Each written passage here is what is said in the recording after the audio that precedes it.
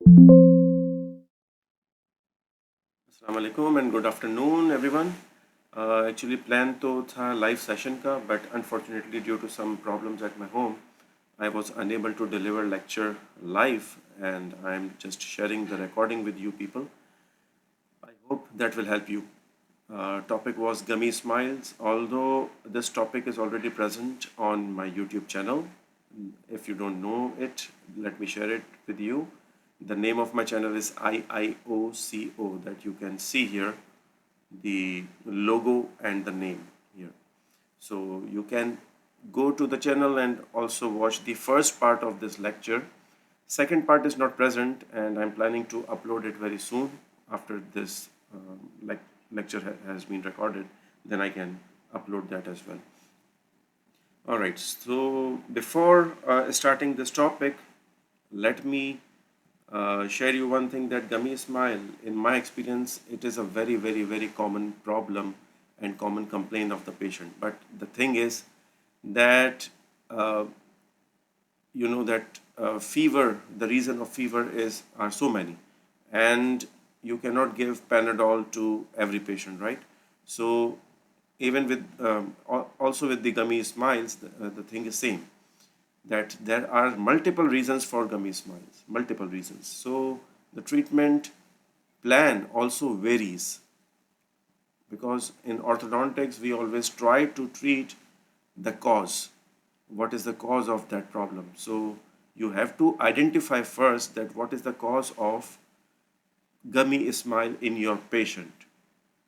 Now let me start with the examination part, because examination part you cannot avoid, you cannot ignore, because it will give you the reason why your patient is having gummy smile. So always start with interlabial gap, that is the distance between upper and lower lip. This distance, you should know the norm. It is normally less than 4 millimeters. 1 to 4 millimeters is considered to be the normal interlabial gap. And if it is more than 4 millimeters, then we denote that problem as incompetent lips. I'm sure that you already know that. Second thing that you should not miss is the incisor exposure at rest. How much incisors are visible when your patient is in relaxed position. But remember one thing, now here many of the house surgeons or final year students, they make a blunder here while examining their patients. What do? Let's say if the patient has competent lips, his lips are meeting when he is at rest, that does not mean that visibility of the incisor in that patient is zero. Because when lips are competent and you cannot see the incisors when the patient is relaxed or at resting position, incisors are not visible, then you will not write that the visibility of the incisors is zero in your patient. You just have to tap the chin, and in this way, like this is the resting position, but you have to tap the chin so that the lower lip goes down a little bit, and then measure that how much upper incisors are visible. This is also known as incisor ostomion distance, right? So this distance from the incisal edge to the upper lip, this is known as upper incisors visibility or exposure at rest. If this is more than 4 millimeters, we call it that there is excessive visibility of the incisors while the patient is at rest. Normal value is 2 to 4 millimeters. Now, let me share one more thing, that normal value may vary from population to population, and the article which actually I have followed to prepare this presentation many years back, I'm actually following those values. So the normal value is 2 to 4 millimeters. Now, third thing that you should not miss is the length of upper lip. You know that upper lip length is sometimes short, and that also causes incisor visibility and gummy smiles as well. So what you have to examine, the length of the upper lip. That starts from subnasal point. This is the point below the nose or at the junction of the lower border of the nose and the upper lip, and from that point to upper lip, right? This is the upper lip length.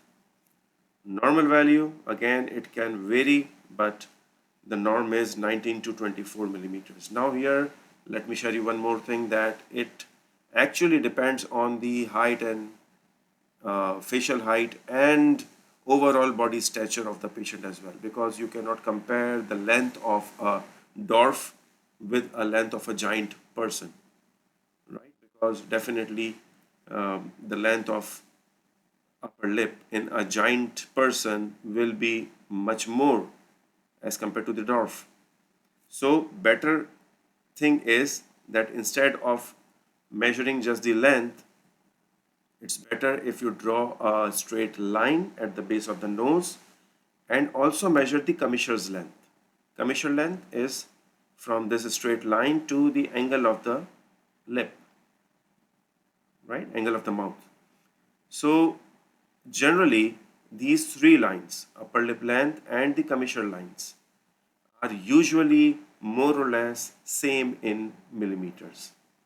So if you see that there is some variation, there is some difference, this central line, which is actually measuring the upper lip length, is less as compared to the commissure length. That actually shows that your patient has short upper lip. Morphologically, your patient has short upper lip.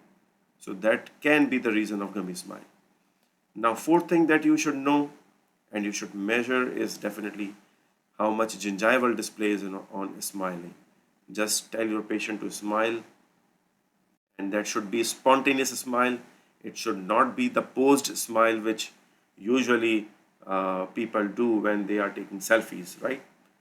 So patient को कहना है कि smile करे खुल के, and then measure that how much gums are visible on smiling.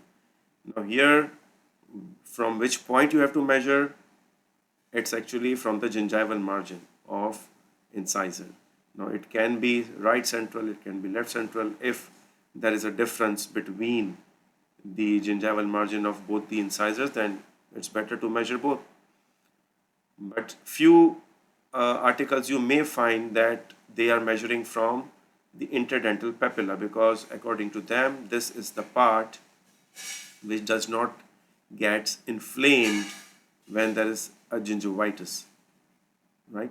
So sometimes in researches they take this part as well, the central part or interdental papilla, and measure from again the upper lip.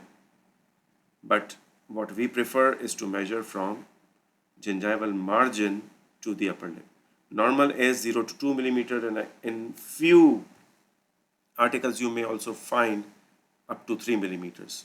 In males, it is usually less, and in females, 1 millimeter visibility of gums is considered to be a youthful smile, right? So the range is that at least 3/4 of the crown should be visible, and if there is more than 2 millimeter visibility of the gums, then we call it gummy smile, right?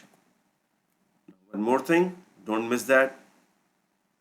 Mobility of upper lip, that is also one of the cause of gummy smile, right? If the upper lip is hypermobile, it is moving excessively up when patient is smiling. So how to measure it? This is a normal smile, and this is when the lip goes excessively up. Now this elevation of the lip is normally 6 to 8 millimeters, right? 6 to 8 millimeters upper lip goes up when patient is smiling. How to measure it? This is a little bit technical but very easy. First, you should know that what is the distance from the upper lip and the incisal edge when patient is smiling. This distance. When he is smiling, again, not a posed smile, spontaneous and full smile, then measure the distance from this point, upper lip and incisal edge. Now you have to subtract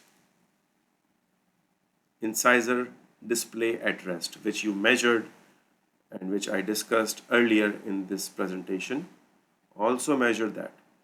Right? So you have to subtract upper incisor display at rest from the distance between incisal edge and the upper lip while patient is smiling. So you will get that how much upper lip is actually elevating, right? Let me give you an example that, let's say, incisor visibility at rest is 2 millimeters, and when patient is smiling, when patient is smiling and having full smile, this is, let's say, 10 millimeters. So you will subtract 2 from 10. The result will be 8 millimeters. That shows that upper lip is moving 8 millimeters up when the patient is smiling. 8 is in the range, so that is a normal elevation. But if upper lip is moving excessively, more than 8 millimeters, then definitely you will say that gummy smile in your patient is because of the hypermobile upper lip. So this is also one of the cause of gummy smile. Now, one more thing that you should not miss is the width and length ratio of incisors. This is the ratio, width and length.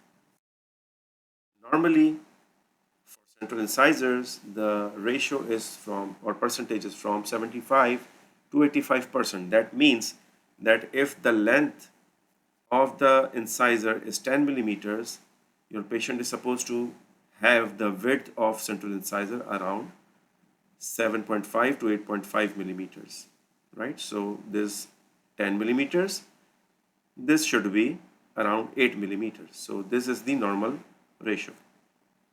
Now in some patients you will see that the tooth is squarish in shape, width is more and height is less. And because of that, there is excessive visibility of gums when patient is smiling. So this can be due to 3 reasons. Let me share with you. First thing is altered passive eruption. Second is gingival hyperplasia. Let me share what is, Third thing is extrusion of incisor after the fracture of incisal edge or attrition. I will show you the picture one by one.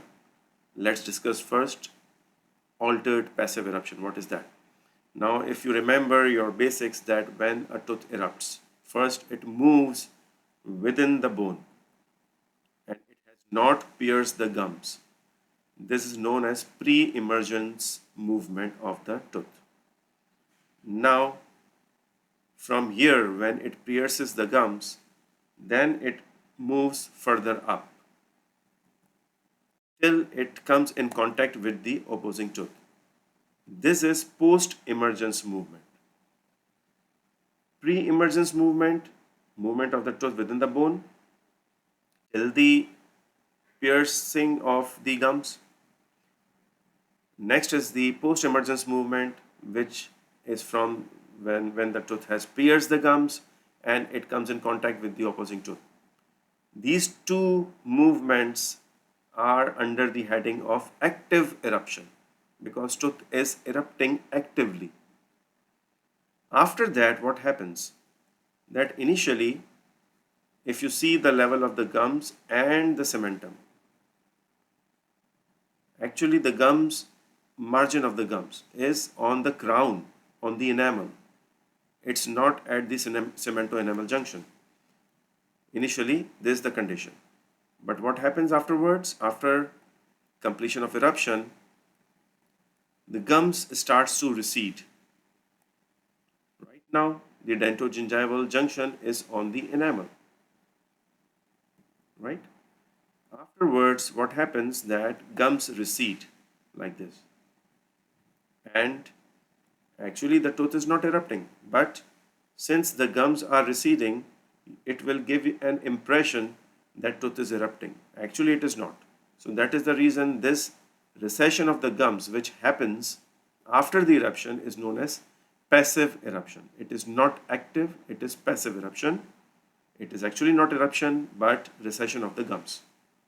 Now, sometimes this recession of the gums does not happen, right? Normally, after recession, your dentogingival junction is on cemento-enamel junction.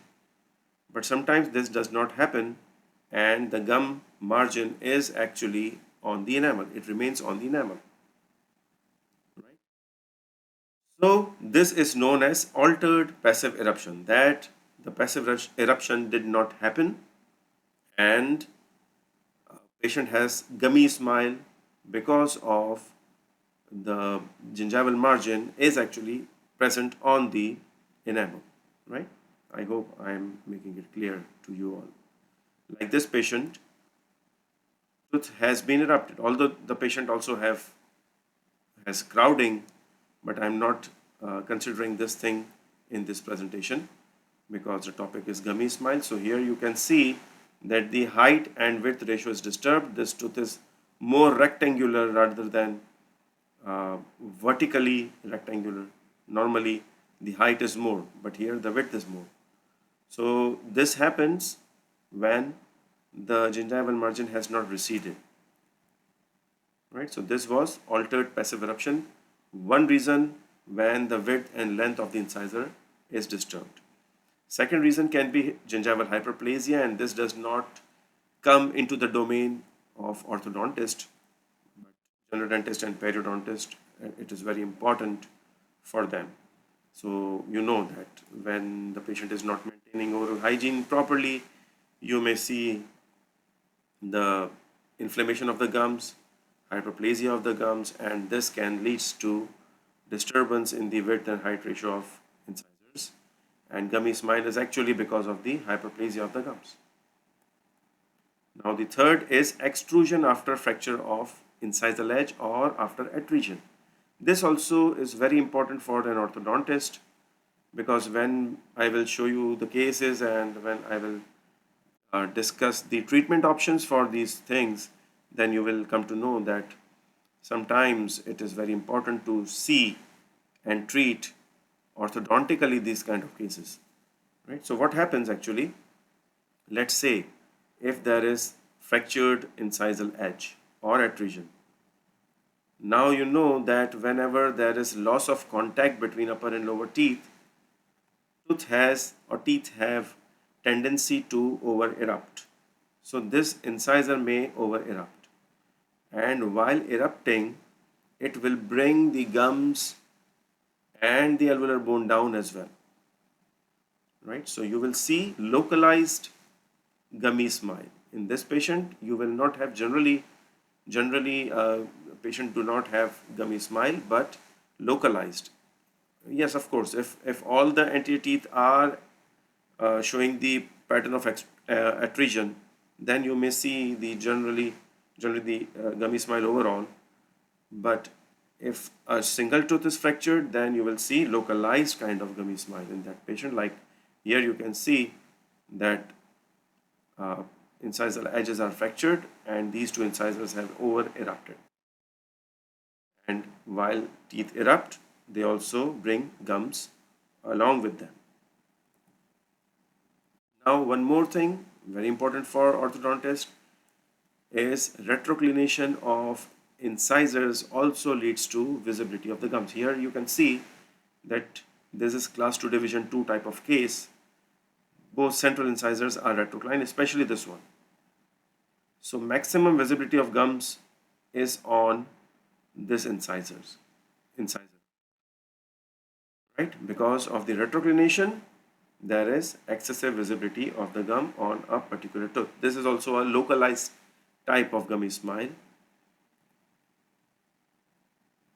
Now, one more important thing and one more important problem that you can find while examination is measurement of the vertical thirds. There's the picture from your textbook that we divide the face into upper third, middle third, and lower third. Lower third is further divided into upper one third and lower two third at the level of the lips. Upper one third is from the hairline to the glabella, this point between the eyebrows. Middle third is from this glabella to subnasal, and lower third is from subnasal to menton, lowermost point of the chin. And this lower third is divided into upper one third and lower two third at the level of the lips, right? But sometimes what happens that there is excessive vertical growth of the maxilla. You know that our jaw, maxilla, upper jaw grows downward and forward while it is growing. It comes downward and it also moves forward. In this way, your upper jaw grows. Sometimes this growth is excessive in vertical direction, especially like this. Now you may see that when the upper jaw is growing downwards, definitely it will bring the incisors and dental structure or periodontal structure along with it. Periodontium will also come down. So that will also give you gummy smile on examination. So these patients usually have incompetence of the lip. This is actually known as vertical maxillary excess. These patients have incompetent lips, increased lower facial heights, increased incisor exposure at rest, and of course gummy smile. So these typical 4 features are the features of vertical maxillary excess. Because of excessive growth of the whole maxilla, lower facial height actually increases, especially the upper one third. There's no more one third. This is actually half now. If you draw a line at the angle of the mouth, right, then you can say that this has become half of the lower facial height instead of upper one third. So this segment actually increases in length in these kind of patient. So increased lower facial height, especially this part. Incompetent lips, definitely. Maxilla and teeth are going down, but lip is unable to cover it anymore. So the patient will have incompetent lips. And because of this excessive growth, incisor visibility will be more than normal. And when patient will smile, it will give you gummy smile. Like this. Like this patient has all those features. Lower facial height, you may see here, it's more than normal. Especially this part, upper part, has increased in length, and severe gummy smile. Incompetence of the lip is also there. Incisor visibility is more than 8 or 9 millimeters. So all 4 features are there. Now, to summarize, vertical maxillary excess patient have increased interlabial gap. That means they have incompetent lips. They have increased visibility of incisor at rest. They have gummy smile, definitely, and this column is ticked in all these conditions which I have discussed, because we are actually dealing with the gummy smile. So gummy smile is common in all these all conditions. And this patient has long face. Now sometimes the whole maxilla does not grow excessively downwards, just anterior segment, dentoalveolar segment extrudes. I have not shown that picture right now, but in my upcoming slides I will show it. Sometimes just anterior segment, dentoalveolar segment over erupts, and when it over erupts, there is again incompetence of the lip. There is again increased visibility of the incisor, but the difference is those patients do not have long face because the whole maxilla is not going downwards. excessively. Just anterior segment is affected, so it does not cause overall lengthening of the face. If the patient has morphologically short lip, definitely the patient will have gummy smile. Upper lip and commissure length, as I discussed, will be disturbed. Visibility of the incisors will be more. Incompetent lips will be there. Hypermobile lip is moving excessively up while smiling, so definitely the patients, when you will check the upper lip mobility, it will be more than normal. Altered passive eruption, tooth wear, gingival hyperplasia. These were three conditions in which you see width and length ratio of the teeth disturbed. Width is more, length is comparatively less. So these three are different features, give different features. And when the teeth are retrocline, definitely there will be increased visibility of the incisor, but that patient usually do not have incompetence of lip or anything else. Right, so this was the first part of my presentation, and now we are going to discuss the treatment options. Now, without giving any gap, let me start this part 2 of my presentation as well. VME, you know the features, I'm not discussing it again, but the treatment option is maxillary impaction, because as I told you that maxilla is growing excessively downward. That means you have to move the maxilla up again. So that is possible just with the surgery. I will show you in the upcoming slide the animation. You will understand this thing more. And sometimes if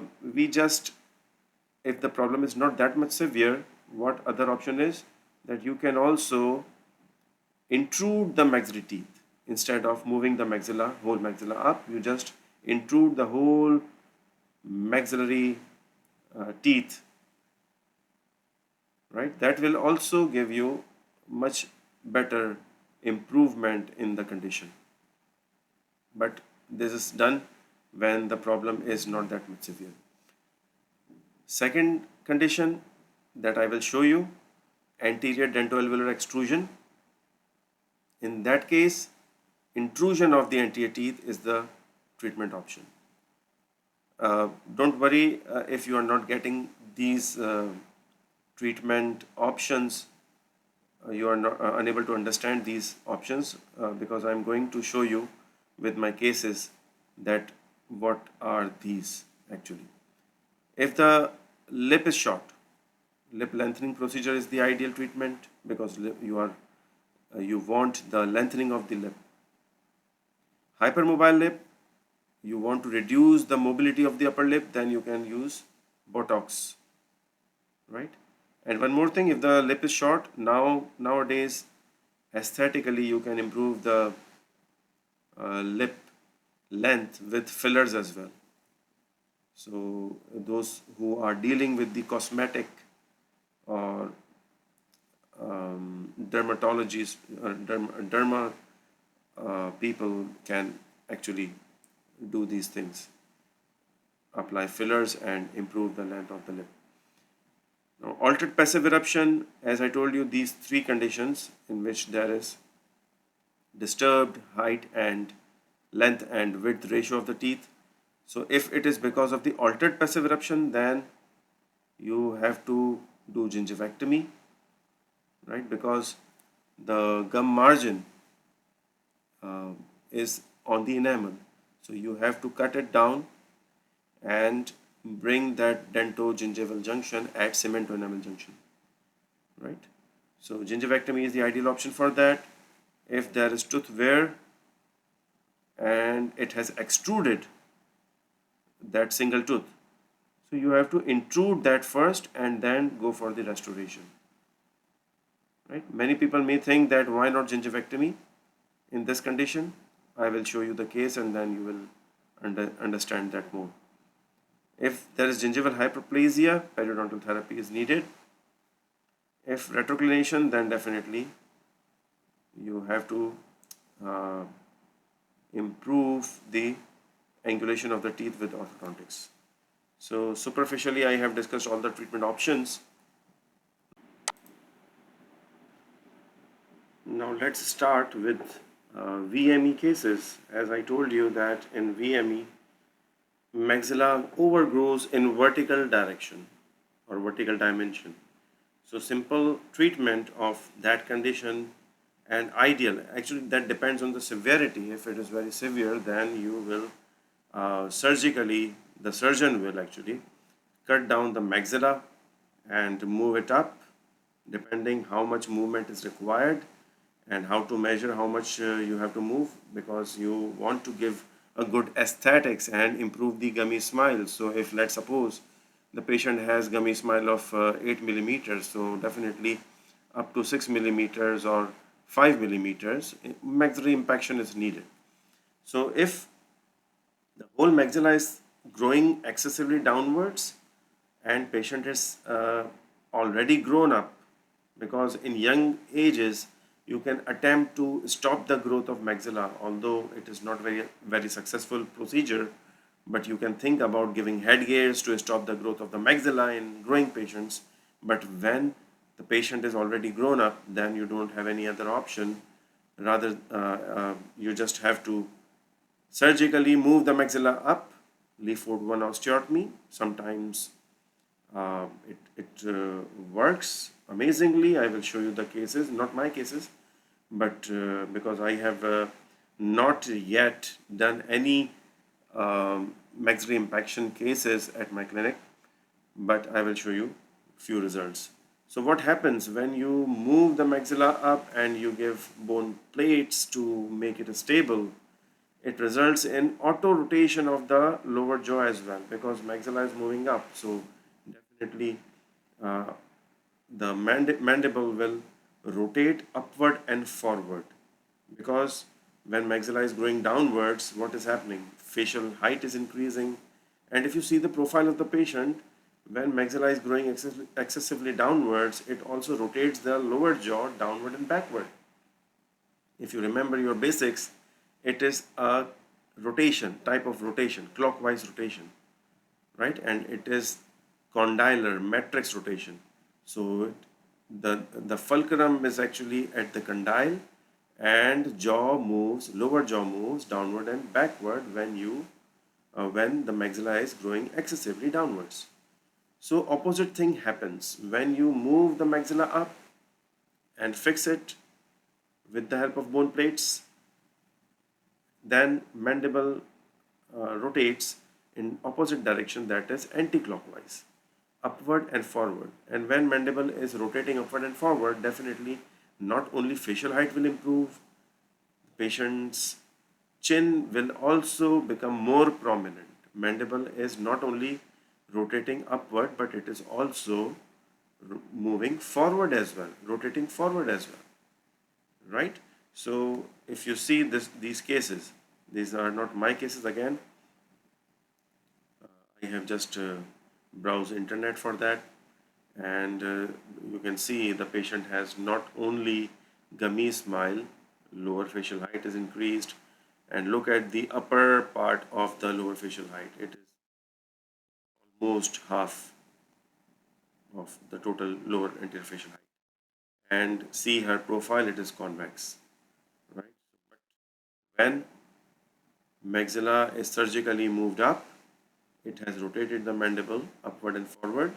So facial height has reduced, and it has also improved the convexity of the face. Now the chin is more prominent comparatively, right? So it has given an optimal aesthetic to the patient. So this is the first condition and first treatment. When maxilla is suffering 𝗍𝗑𝗕, vertical maxillary excess, the ideal plan is to move the maxilla up surgically.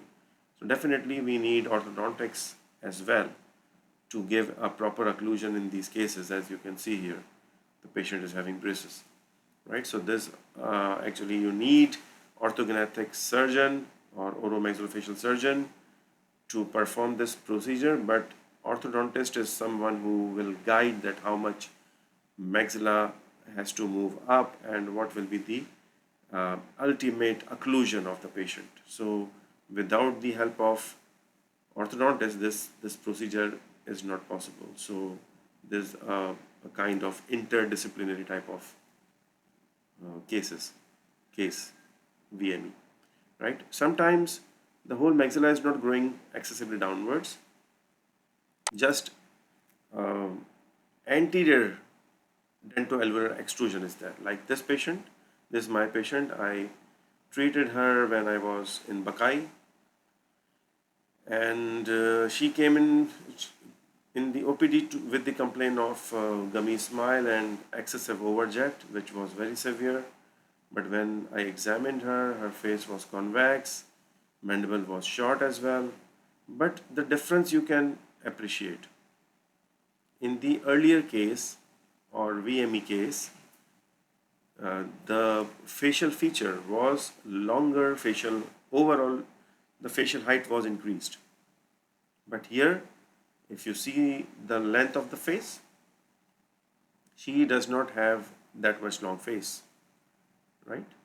So if you try to measure the facial heights, upper, middle and lower thirds are almost equal, but this segment is very obviously, the dentoalveolar segment is very much prominent, because this anterior segment or pre-maxilla, you can say, it has grown downward excessively and forward as well. So this is not only dentoalveolar extrusion, but it is also anterior dentoalveolar protrusion, right? So here the problem is not with the posterior part of the maxilla, it is just dentoalveolar segment anteriorly which is at fault, right? So that is the reason facial height is not that much, and that is the reason you can see the gummy smile is actually just anterior gummy smile is there. Posteriorly you do not see much gums as compared to the previous case, which was not mine. Again, overall gummy smile you must have noticed, but here the gummy smile is in the anterior dentoalveolar segment. So she was 16 years of age and she was not ready for the surgery, so we tried to camouflage the case, and I did not expect any mandibular growth after the age of 16 in females especially, right? So the conclusion of her analysis was that she had severe skeletal class 2 with mandibular deficiency, and it was a normal angle case because facial height was not increased and mandible was not clockwise rotated as in previous case. So it was a normal angle case. So we don't have to intrude the whole maxilla up. Here the anterior dentoalveolar segment has to go up. So other facial features: incompetent lips, increased visibility of the incisor at rest, gummy smile was 6 millimeters approximately, and this was the cephalometry of this patient, and you can see the conclusion that she had severe mandibular deficiency. A and B was 10 degrees only, 10 degrees, not only. Normal value, if you remember, it's up to 4. So it was a skeletal class 2 with mandibular deficiency. Mild tendency towards high angle, but not much. It was a normal kind of angle, not normal angle case it was. Upper incisors were proclined, 109, and IMPS was also increased. So this was intraoral feature. Full cusp class 2 mole relationship and canine relationship. Overjet was 13 millimeters. Overbite was 100%. You cannot see here the lower incisors at all. So it is complete, in fact, deep impinging overbite. And crowding was there in the lower arch as well.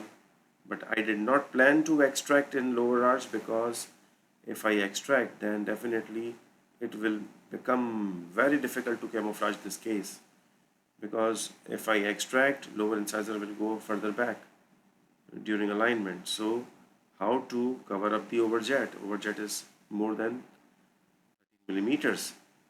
There were some spaces in the upper arch, just 4 millimeters. So, and full cusp class 2 procline incisors.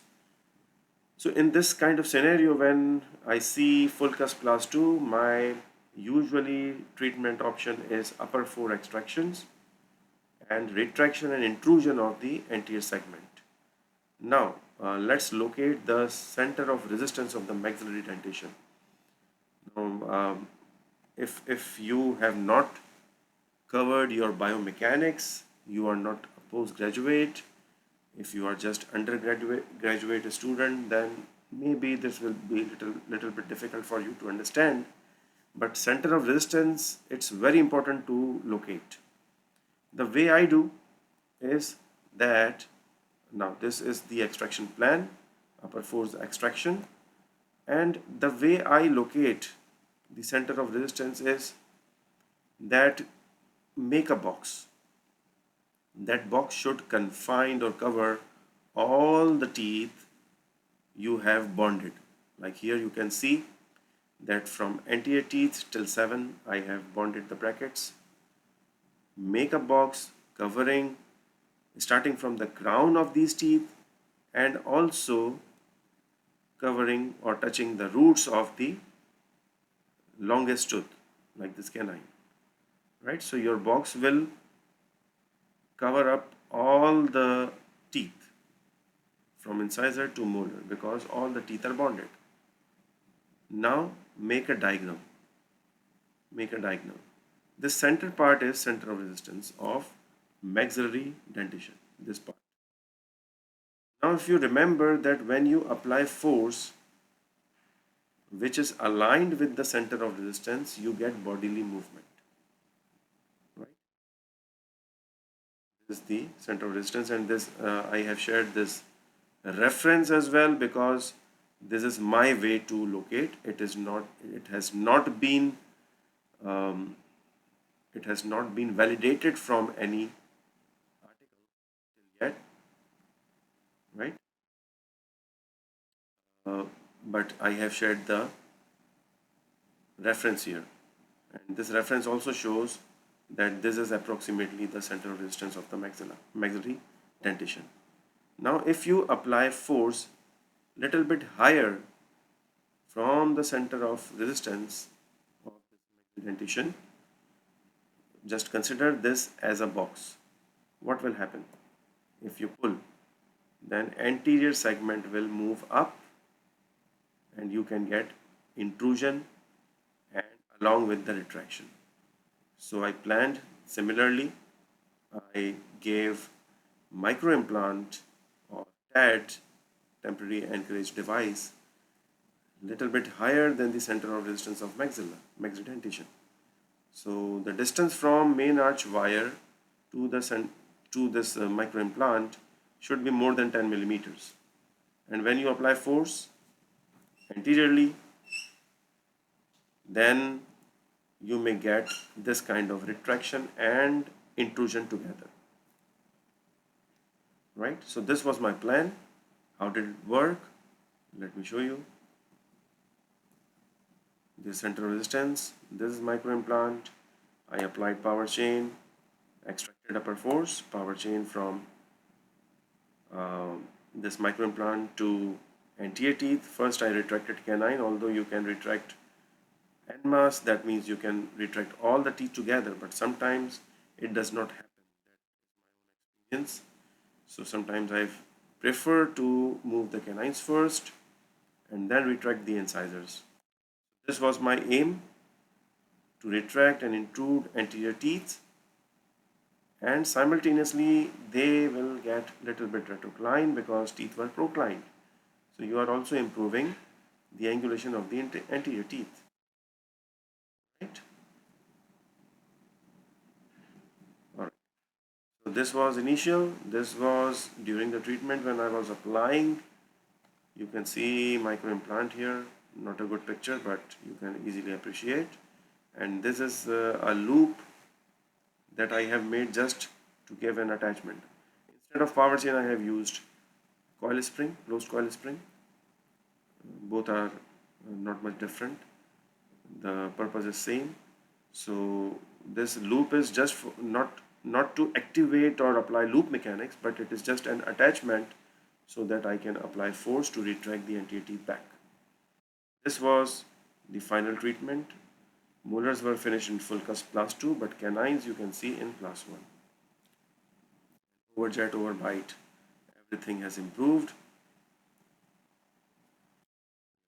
See, and initially the incisors were fractured, and after all build-up was composite build-up was also done. And in lower arch I did not extract any tooth, and alignment also made lower incisors a little bit proclined, and that was my aim because it is near to impossible to correct the overjet of 13 millimeters depending on the extraction space of just upper fours. For proper overjet, you have to procline the lower teeth as well. So this also helped in the treatment planning.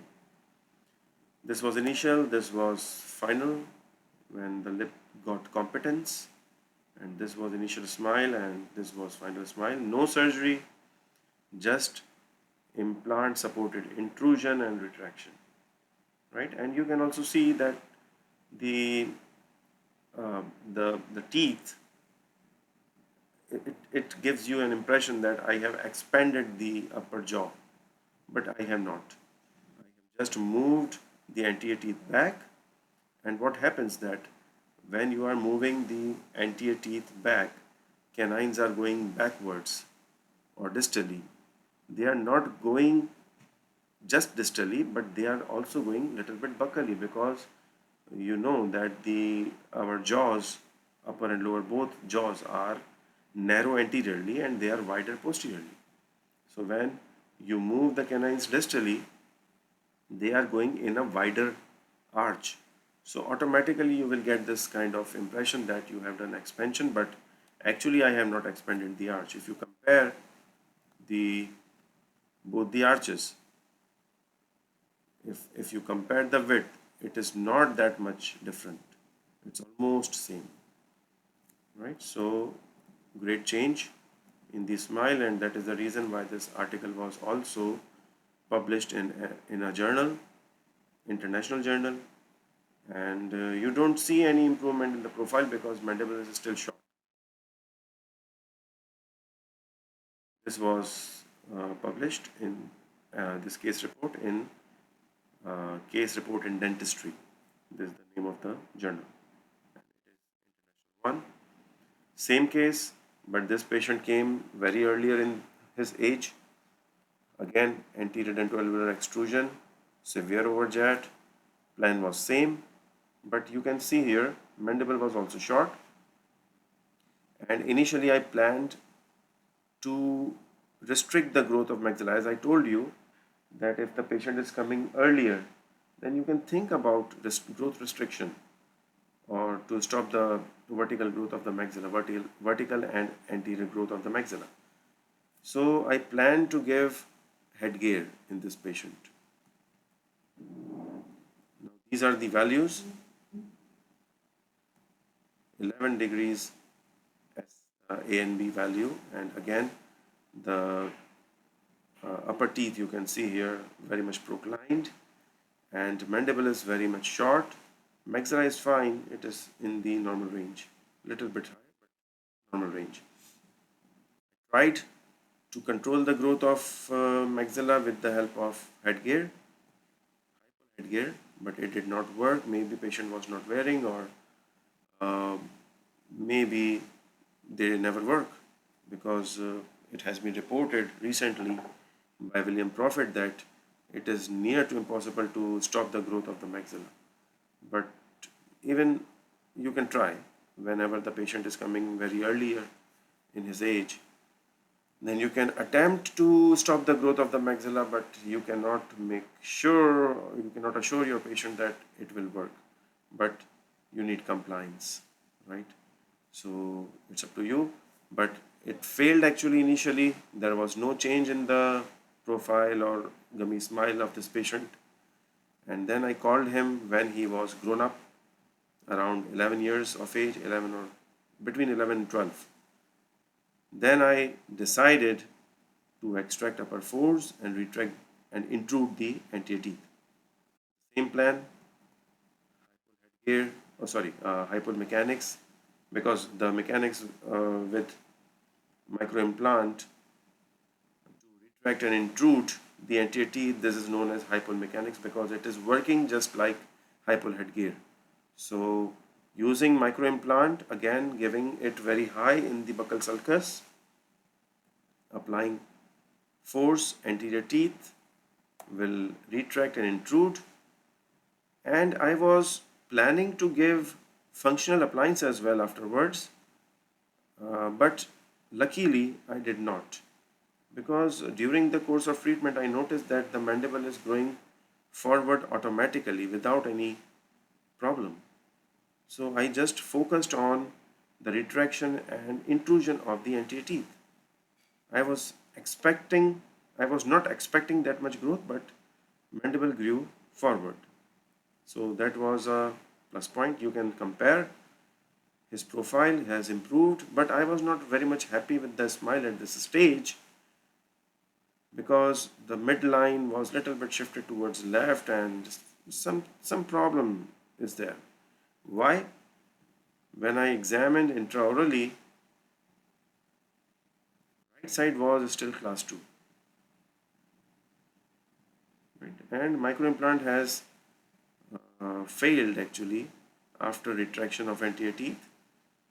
They came out, and I did not have microimplant to retract this canine further in class 1. Left side was fine, it was class 1 canine. So here at this point I decided to give a distal jig. This is my own design. How does it work? This work with a coil spring and class 2 elastics. Giving class 2 elastic from molar to this part of the anterior part of the jig, and what will happen, that class 2 elastic will pull the jig distally, and this coil spring will press the molar and you may get some distalization.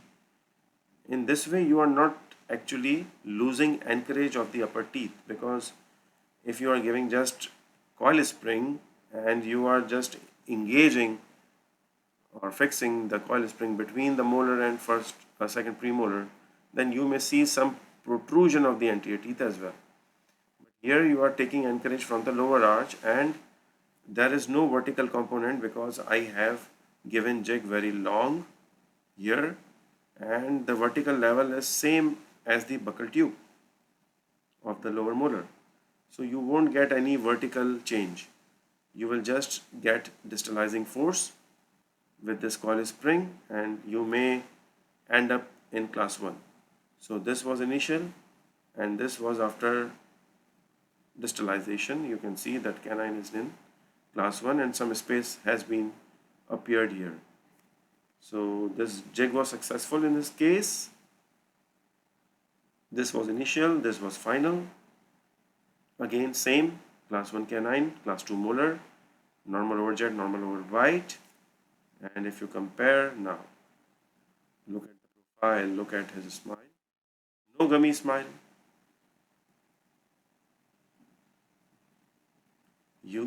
A very significant improvement in the visibility of incisors and gums. Gummy smile has improved a lot, and he is a handsome boy now. Alright, so this was all about anterior dentoalveolar extrusion, which you can attempt in this manner. Now the last, compare the profile, mandible grew by itself. Now the last thing, tooth wear. I want to cover this part as well. This boy came with the complaint of severe crowding and incompetent lips and bimax proclination, but his incisors were broken down as well. You can see here. And initially I made a mistake as well.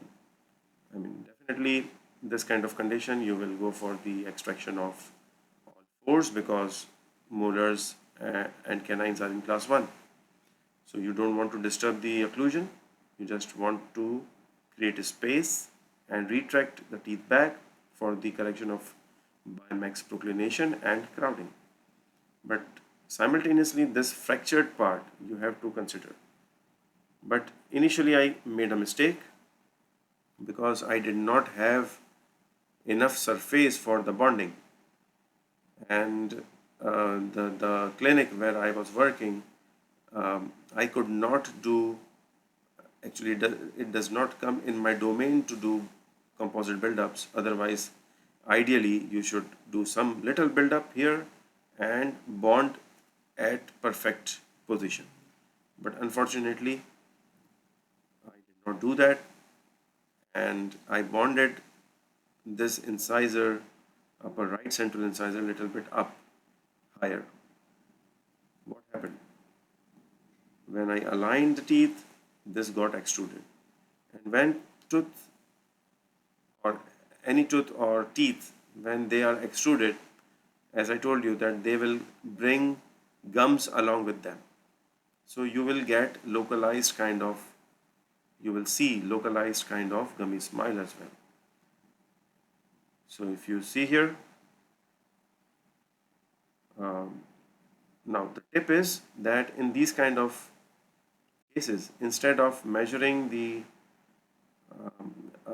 position of the bracket, don't measure from the incisal edges. Instead, measure from the gingival margin. So this was the difference in the bonding, and because of that, there was extrusion of this upper right central incisor and localized gummy smile. So ideally you should bond little bit low, measure from the adjacent teeth and keep at the same level. So this should be the level of bonding in this patient. This was initial. There was no difference in the gingival margin of between the central incisors. Now this was during the treatment, and you can see the difference in the gingival margin here. See the extrusion and more gummy smile or more movement of the gum downward or here, right central incisor level. How to correct it? To correct it, you may think that go for the gingivectomy, right? But I will never recommend gingivectomy in this kind of case. For me, gingivectomy is required when there is altered passive eruption. Here, the biological width of the periodontium or the gums is normal because the tooth has extruded. It has brought healthy gums with it. If you go for gingivectomy, you are going to cut down the normal biological pocket of this tooth, of the periodontium here. You may expose cementum.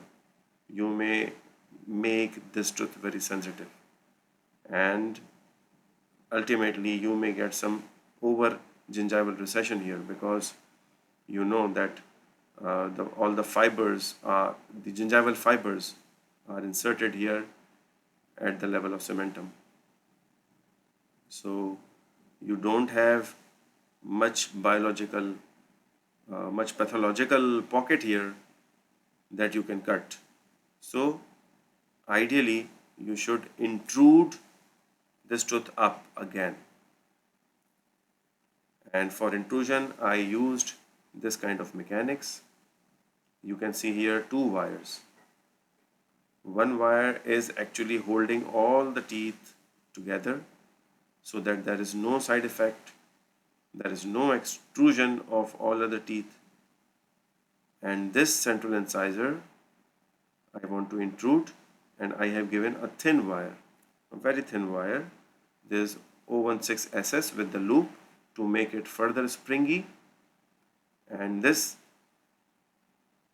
𝗬𝗁 wire will intrude this central incisor, and rest of the teeth are, I'm holding these teeth with a heavy wire 1925 SS, which is good enough to hold all the teeth together, and it will prevent the change in the vertical level of other teeth. Otherwise, what can happen if you try to intrude this, all other teeth will get extruded. So I don't want any change in the other teeth. So this was, you can see the difference. Initially it was fine, on both the gingival margins were at the same level, but during the treatment, the course of treatment, there is extrusion of one central incisor, and this wire has improved a lot, and this was the finished case. Here gingival margins are perfectly same level, and if you compare the aesthetics, now he is also a handsome boy, and last month, I think, after so many years, I think more than 7 years probably, he came back to my clinic for scaling, and everything was good. He is still very handsome. He was getting married, and that's it.